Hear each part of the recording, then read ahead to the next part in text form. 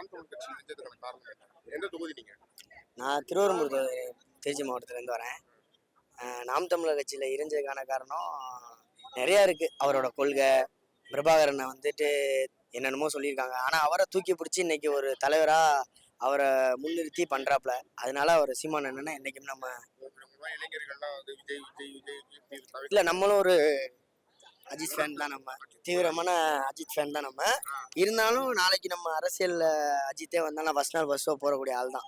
ஆனால் நாளைக்கு அஜித்தே வந்து அரசியலுக்கு வந்தாலுமே அப்படி இல்லை. அரசியலுக்கு வந்து ஒருவேளை தமிழ் தேசியத்தை அவரும் ஆதரிச்சு இந்த மாதிரி ஜாதி மதம் எல்லாத்தையும் தவிர்த்து எவ்வளவோ எல்லாத்தையும் கடந்து அவரும் ஒரு ஜாதியில் பிறந்திருக்காரு சீமான். அவர் நினச்சிருந்தா நாடார் கூட்டத்துக்கு தலைவராகி போயிருந்துருக்கலாம். ஆனால் அவர் அதெல்லாம் கடந்து தானே வந்துட்டு தமிழுக்காக பேசுகிறாப்புல. அது மாதிரி அஜித்தும் பேசினாப்புலன்னா நான் ஒரு தீவிரமான அஜித் ரசிகன். ஆனால் தமிழ் தேசம் இந்த மாதிரி நீருக்காக மாநாடு யார் போட்டிருக்கா? இன்னைக்கு முத உலகத்திலே வந்துட்டு நம்ம சீமானனை மட்டும்தான் போட்டிருக்காப்புல. அது மாதிரி அஜித்தும் பண்ணாருன்னா கண்டிப்பாக நம்ம ஆனால் அப்படி இல்லை, வாய்ப்பே கிடையாது. அதனால தான் நான் தைரியம் சொன்னேன்.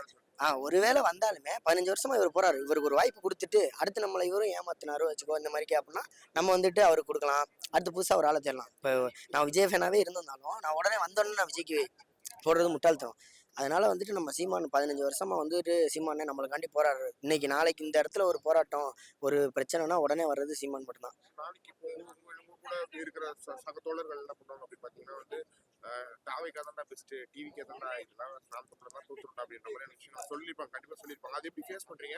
அதை எப்படி பார்க்குறீங்க? அது சீமான் தம்பிகள்கிட்ட அவங்க பேசவே முடியாது. பேசினாலும் நாங்கள் அதை ஃபேஸ் பண்ணக்கூடிய நான் அந்த ஃபேஸ் பண்ணக்கூடிய தகுதி இருக்கிறவங்க மட்டும்தான் நாம் தமிழரில் இருப்பாங்க. மற்றபடி சும்மா சப்பையா ஒன்றும் தெரியாதவன் கொள்கை. இப்போ நான் டிவிக்கேல உள்ளவன்ட்ட போயிட்டு உன்னோட கொள்கை என்ன அப்படின்னு கேட்டிங்கன்னா அவனுக்கு தெரியல பருன்னு சொல்லிட்டு போயிட வேண்டியதான். அவனோட வீடியோ ஃபுல்லாக கூட போட முடியாது. இப்போ நீங்கள் நாம் தமிழோட கொள்கை என்னன்னு கேட்டிங்கன்னா என்னால் ஒரு 5 நிமிஷம் பேச முடியும். அதனால வந்துட்டு எனக்கு 26 வயசு தான். ஆனாலும் நான் சீமானை பற்றி பேச சொன்னாவோ இல்லை நாம் தமிழோட அரசியலை பற்றி பேச சொன்னாவோ நான் வந்துட்டு ஒரு 5 நிமிஷம் என்னால் பேச முடியும். ஆனால் வீட்டில் வந்துட்டு எங்கள் அப்பா சரியான திமுக வெறியரு, எங்கள் அம்மா வந்து திமுக வெறியரு. எல்லாருமே அப்போ பரம்பரையாக எங்கள் வீட்டிலலாம் திமுக கொடி தான் பறக்கும். ஆனாலுமே எனக்கு பின்னாடி வர்றவங்க சீமான் அண்ணனை ஃபாலோ பண்ணாவோ இல்லை ஒரு விஜய்க்கு அண்ணனுக்கும் வாய்ப்பு கொடுக்கலாம், ஒன்றும் தப்பு கிடையாது. ஆனால் இவர் 10-15 வருஷமா இப்போ கத்திட்டு இருக்காப்புல. இப்போ இன்னைக்கு விஜய் வந்துட்டு ஒரு பிரச்சனை, சின்ன ஒரு ப்ராப்ளம் தான், ஆனால் போயிட்டாப்புல. இல்லைன்னா அந்த பிரச்சனை நடக்கலாம் வாரம் அவரும் வந்துட்டு நடத்திக்கிட்டு தான் இருப்பார். ஆனால் அதெல்லாம் தாண்டி இன்னைக்கு வந்துட்டு சீமானை வந்துட்டு இவ்வளோ நேரம் இப்போ ஒரு தண்ணீருக்காக மாநாடு மாட்டுக்கு போகிறாரு, எல்லாம் வந்து கேலி கிண்டல்லாம் பண்ணுறாங்க. ஆனாலும் அதெல்லாம் தாண்டி ஒரு ஜெயிச்சு இன்னைக்கு 3வது அங்கீகரிக்கப்பட்ட கட்சியாக நாங்கள் சொல்லலை, தேர்தல் ஆணையமே சொல்லியிருக்கு. ஓட்டுக்கு வந்து காசு கொடுக்காம எல்லாம் பண்ணியிருக்காங்க.